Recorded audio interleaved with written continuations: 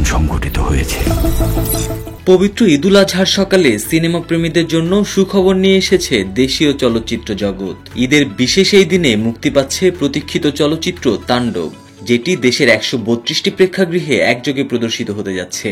রায়হান রাফির পরিচালনায় নির্মিত সিনেমাটিতে প্রধান চরিত্রে অভিনয় করেছেন ঢালিউডের জনপ্রিয় তারকা শাকিব খান। ঈদ উপলক্ষে দেশের ৬টি সিনেমা মুক্তি পেলেও তাণ্ডব নিয়ে দর্শকের আগ্রহ সবচেয়ে বেশি। প্রযোজনা সংস্থা জানিয়েছে, আজ থেকে সিনেমাটি সারা দেশের বিভিন্ন হলে দেখা যাবে। সামাজিক যোগাযোগ মাধ্যমে নিজের ভক্তদের ঈদের শুভেচ্ছা জানিয়েছেন শাকিব খান। নিজের অফিসিয়াল ফেসবুক পেজে সিনেমাটির প্রথম সপ্তাহের হল তালিকার একটি ছবি শেয়ার করে তিনি লিখেছেন, বছরের সর্ববৃহৎ মুক্তি, দেখে নিন তাণ্ডবের প্রথম সপ্তাহের প্রেক্ষাগৃহ তালিকা। আপনাদের সবাইকে ঈদ মোবারক।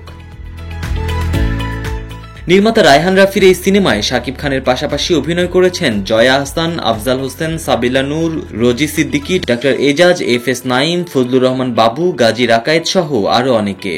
সিনেমার পোস্টার ও টিজার প্রকাশের পর থেকেই তাণ্ডব নিয়ে বিনোদন অঙ্গনে ব্যাপক আলোচনা শুরু হয়। বিশেষ করে লেচুর বাগান নামের একটি আইটেম গান সামাজিক যোগাযোগ মাধ্যমে ব্যাপক সাড়া ফেলেছে।